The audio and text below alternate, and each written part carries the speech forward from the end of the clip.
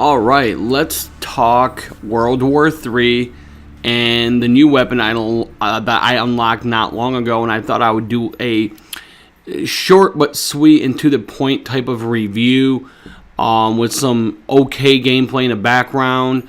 I joined the game late. We ended up winning. I only really got 3 kills, but as you can see, if you kind of get all the right attachments and you get used to the weapon, the ScarH in World War III can be a very useful and very punishing weapon, but it has a recoil that I can't even understand how insane this recoil is if you shoot full auto. If you kind of to tap it, not to fully automatic fire, but if you tap it and kind of burst fire it manually with your trigger finger, I guess, like using your mouse or whatnot. You will be able to be a lot more accurate if you have the right attachments. As you can see, I have two sights, the primary and the secondary sight, which means that I have very far long distance shots that are doable, but they're hard because they have, similar to Battlefield ballistics here, I think they're actually a little bit more difficult at long ranges. I don't think that weapon can really reach out that far unless you have to aim really far above a player to actually hit them. I got close, but they'll move because they can see that they're getting shot at from a far distance, and a lot of times they will maybe assume that it's a sniper rifle or like a tac rifle or something that it can seriously damage or kill them very quickly, so they'll move out of the way. So they're not going to stand there like idiots, like sometimes you encounter in some other FPSs where they'll just stand there like, where am I going to get shot from? Really confused. I died 5 times, but I was trying to play more aggressive with this weapon, and there is a little part where I encounter a player, and I just out of the blue, and I was like, oh no, shit, I'm going to die, but I managed to kill him. But that was pure luck, and the fact that obviously I was, I had a ScarH, and that thing does some serious damage. I don't know if he was already damaged or not, but it does take couple well-placed shots to kill somebody. So this game, I guess the time to kill is maybe, I would say fair. Maybe if they were to kind of speed it up just ever so slightly, that would be interesting. But I mean, obviously there's armor and there's a weight, like a weight system where determining how fast your character moves is based on the weight. But I mean, I've always been able to run really fast, so I don't know if it's actually yet implemented in the game. However, it tells you if your class is heavy medium or medium light, or it'll give you like a description based on the weapon that you're carrying, based on the equipment that you're carrying, and all the attachments, so on and so forth. So it is pretty interesting, to say the least. I will kind of make another video going over a lot of the customizations and what I find very useful in another video, but I feel like the ScarH is a good weapon for long distance shooting, but not really super far long distance, more like mid-range shooting. So if someone is in meters, I think the max you should go to make an attempt on somebody would be about 100 meters in this game. You can tell the difference between meters based on the points that you have on the map, and where I was spawning and where I first initially started going, the path that I was going initially. The objective that I was heading towards was about 235 meters away, which is a far distance in this game. However, like I said, I would say keep your engagements, under 100 meters, because you will be able to place those shots quite decently if you have the right type of scope. That was one of my biggest issues, is figuring out what kind of sight that I want to use, and I have, a primary and a secondary. My primary is the one that I use because I'm trying to learn to play a little bit more passive, because a lot of times I realize in this game, if you play a little bit passive, you can do a little bit better, especially for me, but it varies based on game. Like when I play Call of Duty as an example, I play more aggressive. If I play Battlefield, I play more aggressive.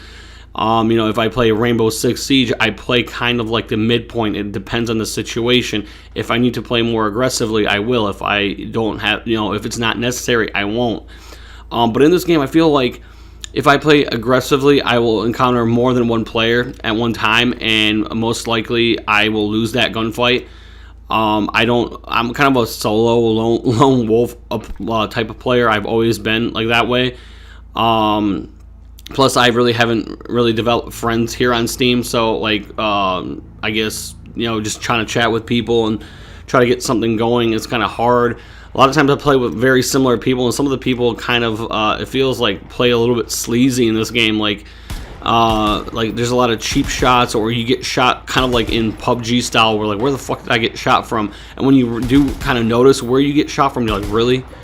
Or you have like really stupid, ignorant encounters that just really, like, I don't know, it feels like there's a lot of like weird encounters. Like, I can't even describe it. I feel like even with the ScarH that has a lot of damage, I feel like there are situations where I won't connect when it comes to with a character model. Like, my bullets won't connect, and I'm like, I know I should have gotten that kill because I definitely started shooting first, and I know I placed more than 3 shots on that guy's body. And I don't know how many shots it takes really, by statistics or by numbers, how many shots it will take, to bring somebody down with that particular weapon. But I would say 3 to 5, I mean, just going logically, right? So, especially because when you use a keyboard and mouse, I've noticed I'm a little bit more precise with a mouse than I am with a controller. And I really kind of misjudged the PC gaming community, because it really is much more thrilling to be, being manually more accurate with your shot placement than having, aim assist like you have on a controller. So I found like an appreciation for PC gaming, in other words. So this weapon is very accurate. It's very punishing. It is terrible on full auto. It has a recoil like a bitch, but it's a weapon that if you can really utilize it, it seriously does some serious damage. It's a really good punishing weapon. I would say if you were willing to, really in this game, what I think it is, like, the meta, I guess, from what I've noticed, and this is completely based on opinion. This could be completely different. I think it might vary based on player or how your play style is. But I feel like if you have a weapon that has a high rate of fire, you don't have to be accurate and you can get kills. Or if you have a weapon that does superficial high amounts of damage, you play a little bit more passive and you can do well. So I struggle with this game because there are some maps that, like, to me, the map design is good, but it's hard for me to get used to. It's not like, I can't even describe like what it is. It's like this map that I was playing on is a prototype map. And, surprisingly enough, it's the first time I played on that map where I actually enjoyed myself, but I only got 3 kills and I died 5 times. I show my, all my, like, scoreboard and all that because I'm like, I have nothing to hide. I'm not good at this game on the level that I wish I was, but I'm getting close to becoming better at this game. Hopefully with some time I will be able to actually provide some sweet gameplay. I do occasionally play Team Deathmatch, but I don't like Team Deathmatch just naturally. I never liked Team Deathmatch. I never liked Kill Confirmed. I've always played Deathmatch in previous games. So, like, I'm always used to playing like free-for-all style games or objective game modes. I don't like playing Team Deathmatch because a lot of times you'll encounter teammates that are very useless, or teammates that are not supportive enough for you to win the game, and I hate to lose because of the fact that I have a shitty team.